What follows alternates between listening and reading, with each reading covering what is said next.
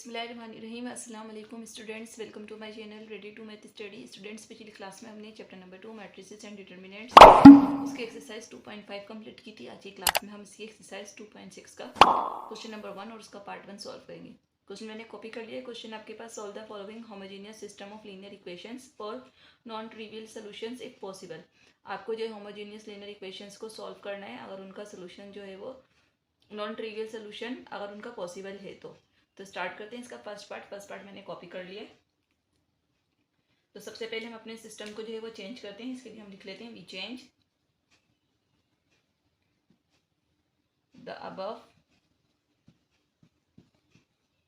Systems of equations to the matrix form ax is equal to 0।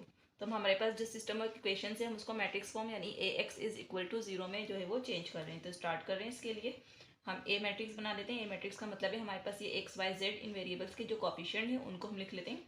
X का coefficient 1 है, यहाँ x का coefficient 2 है, यहाँ एक्स का कॉफिशिएंट 5 है। अगेन वाई का कॉफिशिएंट यहाँ पर 2 है, यहाँ वाई का कॉफिशिएंट 1 है, यहाँ पर 4 है, यहाँ जेड का कॉफिशिएंट -2, यहाँ पर 5 और यहाँ पर 8। इसको हमने अलग कर दिया और यहाँ हमारे पास वेरिएबल्स जैसे हमारे पास एक्स वाई और जेड इनको हमने अलग कर दिया और इज इक्वल टू 0। 0 के लिए हम यहाँ पर एक मैट्रिक्स 0 0 कंसिडर कर लेंगे। हमने अपने सिस्टम को जो है वो मैट्रिक्स फॉर्म में कन्वर्ट कर दिया। यहाँ तक करने के बाद हमारे पास जो ये मैट्रिक्स ए आया है इसको हम इक्विवेलेंट फॉर्म में कन्वर्ट करते हैं ताकि हम इसका सोल्यूशन मालूम करें। तो स्टार्ट करते हैं। तो इसको कन्वर्ट करने के लिए देखें यहाँ पर हम ऑपरेशन अप्लाई करते हैं। फर्स्ट रो उसका फर्स्ट एलिमेंट हमारे पास 1 है, इसका सेकंड एलिमेंट 0 बनाते हैं। 0 बनाने के लिए हम इस पर ऑपरेशन अप्लाई करते हैं। नाउ ए और ए के ऊपर हम ऑपरेशन अप्लाई करने के लिए फर्स्ट रो को सेम एज कॉपी कर लेते हैं 1 2 -2। सेकंड रो पर हम ऑपरेशन अप्लाई कर लें। इसके लिए हम यहाँ लिख लेते हैं हम R2 में से माइनस करेंगे 2 टाइम R1। तो देखें R2 का नंबर 2 हमारे पास -2 टाइम R1 का नंबर हमारे पास 1। तो 2 - 2 1 2 और ये हो गया 0। तो यहाँ लिख देते हैं 0। अगेन देखिए हमारे पास R2 का नंबर 1 -2 टाइम R1 का नंबर यहाँ पर 2 है। तो 1 - 2 2 4 प्लस माइनस माइनस -3। तो यहाँ लिख देते हैं इसका आंसर हो गया -3। हमारे पास R2 का नंबर 5 है -2 टाइम और R2 का नंबर हमारे पास -2 है। तो 5 माइनस माइनस प्लस 2 2 4 और ये बन गया हमारे पास 9। और R3 को सेम एज हम कॉपी कर देते हैं। अब देखें इसके बाद हम इसको जो है वो 0 बनाते हैं। इसको 0 बनाने के लिए यहाँ ऑपरेशन अप्लाई करते हैं। तो फर्स्ट रो को कॉपी कर देते हैं सेम एज, सेकेंड रो को भी कॉपी कर देते हैं सेम एज और थर्ड रो के लिए हम यहाँ लिख लेते हैं कि हम R3 में से माइनस करेंगे 5 टाइम R1 ताकि यहाँ 0 बना दें। तो देखिए 5 - 5 टाइम R1 का नंबर 1। तो 5 - 5 बन जाए 5, ये बन जाएगा 0। तो यहाँ लिख देते हैं 0। अगेन देखें R3 का नंबर 4 - 5 टाइम R1 का नंबर हमारे पास 2। तो 4 - 5 2 10। तो यहाँ से बन गया हमारे पास -6। यहाँ लिख देते हैं हम -6। अगेन देखिए हमारे पास R3 का नंबर 8 - 5 टाइम R1 का नंबर हमारे पास -2। तो 8 माइनस माइनस प्लस 5 2 10 और ये बन गया हमारे पास 18। तो हम यहाँ लिख देते हैं यह बन गया हमारे पास 18। अगेन देखिए हम ये बन गया 1 0 0। तो हम इसको 1 बनाते हैं। इसको 1 बनाने के लिए ऑपरेशन अप्लाई करते हैं। तो R1 को सेम एज कॉपी कर देते हैं और R3 को भी कॉपी कर देते हैं।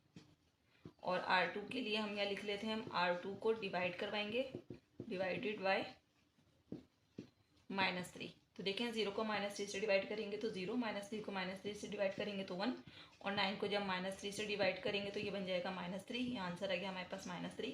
अगेन देखें हम ये 1 बन गया, इसको हम 0 बनाते हैं। इसको 0 बनाने के लिए ऑपरेशन अप्लाई करते हैं और यहाँ पर हम R1 को सेम एज कॉपी कर देते हैं 1 2 -2 और R2 को भी कॉपी कर लेते हैं 0 1 -3 और R3 के लिए हम यहाँ लिख लेते हैं हम R3 में प्लस करेंगे 6 टाइम R2 ताकि हम 0 बना सकें। तो देखें 0 में 0 प्लस होगा तो 0 और -6 में +6 टाइम R2 का नंबर 1। तो -6 + 6 बन जाए 6 और ये हो जाएगा हमारे पास 0। अगेन देखिए R3 का नंबर हमारे पास 18 + 6 टाइम R2 का नंबर हमारे पास -3। 18 प्लस माइनस माइनस 6 3 भी हो गया 18 प्लस माइनस माइनस, तो ये भी बन गया 0। तो यहाँ तक करने के बाद देखिए हमारे पास थर्ड रो जो है वो बिल्कुल 0 हो चुकी है। अब हम आगे अपने क्वेश्चन को सॉल्व करते हैं। वी हैव, अब हमारा सिस्टम जो है वो इक्विवेलेंट फॉर्म में कन्वर्ट होने के बाद देखें 1 0 0 2 1 0 अगेन -2 -3 और एक रो हमने बिल्कुल जो है वो 0 बना लिए। अब हम यहाँ पर हमारा जो मैट्रिक्स था उसे लिख लेते हैं एक्स वाई जेड और इज इक्वल टू, तो ये हमारे पास 0 0 के उसको लिख लेते हैं 0 0 0। तो यहाँ पर देखें अब हमारे पास जो है वो हेयर हमारे पास रैंक जो है इसका आ गया 2, क्योंकि देखिए हमारे पास नॉन जीरो रो जो है वो 2 आई है, हमारे पास रैंक 0 आ गया। और हमारे पास n जो है वो इज इक्वल टू है 3 के। n का मतलब है हमारे पास वेरिएबल की तादाद 3 वेरिएबल्स हैं, इसलिए हमारे पास n जो है वो 3 है। सिंस यहाँ लिख लेते हैं, since rank of a matrix is equal to 2, जो less than a number of variables से, यानी हमारे पास जो रैंक है वो नंबर ऑफ वेरिएबल से जो है वो कम है। सो सिस्टम, तो इसका मतलब है कि सिस्टम जो है हैज़ infinitely many solutions। देखिए अगर रैंक जो है वो नंबर ऑफ वेरिएबल से जो है वो कम आ जाता है तो सिस्टम जो है वो इन्फिनिटली मैनी सोल्यूशंस रखता है। तो स्टार्ट करते हैं हम इसके सोल्यूशन मालूम करने के लिए, और इसको हम इक्वेशन नंबर ए का नाम देकर इसको स्टॉप कर लेते हैं यहाँ पर। तो हम यहाँ ले लेते हैं फ्रॉम इक्वेशन ए, इक्वेशन ए से हम यहाँ पे आंसर निकालते हैं। हमारे पास इक्वेशन ए जो बनी है, देखें ये एक्स और ये वाई और ये जेड, तो ये हमारे पास बन गया x plus 2y minus 2z और इज इक्वल टू 0। अगेन देखें यहाँ हमारे पास x की वैल्यू तो 0 हो गई और ये बन गया हमारे पास y minus 3z is equal to 0। और यहाँ पे देखें ये थर्ड रो तो हमारी बिल्कुल 0 हो चुकी है। तो इस तरीके से हमारे पास ये दो इक्वेशन हमें मिल गई हैं। इसको हम इक्वेशन 1 बना देते हैं और इसको हम इक्वेशन 2 बना देते हैं। इन दोनों को सॉल्व करके साइमल्टेनियसली इनका हम आंसर निकालते हैं। इन इक्वेशन से आंसर निकालने के लिए देखिए इक्वेशन नंबर 2 ले लेते हैं। हम यहाँ ले लेते हैं इक्वेशन 2। इक्वेशन 2 में देखिए y माइनस 3z हमारे पास इक्वल टू 0 है। अगर हम 3z को 0 के साइड मूव कर दें तो ये बन जाएगा y is equal to 3z। तो ये y की वैल्यू हो गई।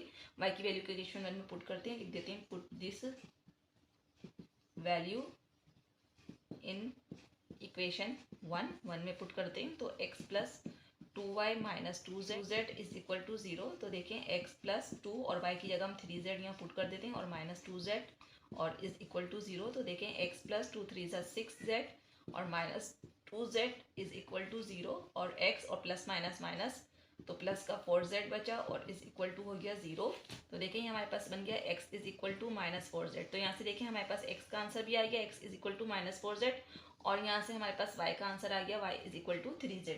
तो ये आंसर जो है हमारे पास इन टर्म्स ऑफ वेरिएबल्स आया है। तो अब हम यहाँ लिख लेते हैं, here we have only 2 equations with 3 variables, so we take one variable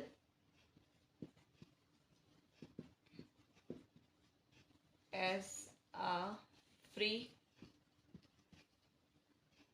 variable. The value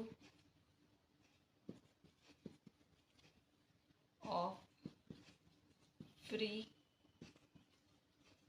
variable will be assumed as a non-zero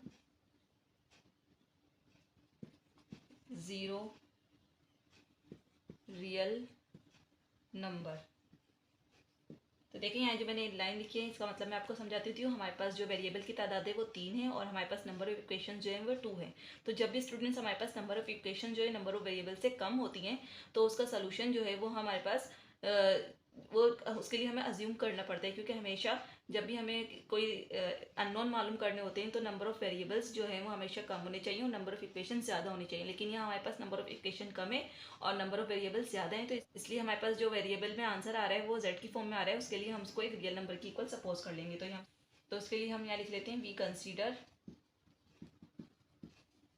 z is equal to k. हम z को k के इक्वल कंसिडर कर लेते हैं क्योंकि हमारा answer in term of z आ रहा था। तो देखिए हमारे पास अब आंसर क्या बन जाएगा। नाउ हमारे पास y जो था वो किसके इक्वल था, 3z के इज इक्वल टू आया था, और x जो है वो हमारे पास 4z के इज इक्वल टू आया था। तो हम यहाँ अगर z की जगह उसकी वैल्यू पुट कर दें तो हम यहाँ लिख देते हैं put z is equal to k. तो देखें y का आंसर बन जाएगा हमारे पास 3 के, और यहाँ से भी हमारे पास देखें x का आंसर बन जाएगा हमारे पास 4 के। तो यहाँ हमारे पास देखें x का और y का आंसर जो है वो इन टर्म ऑफ वेरिएबल जो है हमारे पास आ चुका है।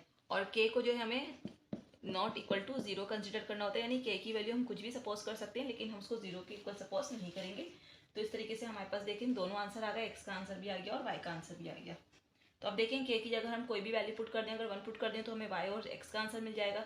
इसी तरीके से अगर हम k की जगह जो है वो 2 पुट कर दें तो हमारे पास x y z हमें तीनों के आंसर जो है वो मिलते जाएंगे। अगर हम यहाँ k की जगह 1 पुट करेंगे तो हमें z का आंसर 1 मिल जाएगा। इस तरीके से हमें y का आंसर भी मिल जाएगा और x का आंसर भी मिल जाएगा। तो ये कहलाता है हमारे पास नॉन ट्रिवियल सोल्यूशन। तो स्टूडेंट्स आज की क्लास में हमने एक्सरसाइज 2.6 का क्वेश्चन नंबर 1 और उसका पार्ट 1 सॉल्व किया। आज की क्लास के हवाले से अगर कोई क्वेश्चन हो तो कमेंट सेक्शन में कर सकते हैं। मिलते हैं अगली क्लास में क्वेश्चन नंबर 1 के पार्ट 2 के साथ। जब तक के लिए अल्लाह हाफिज़।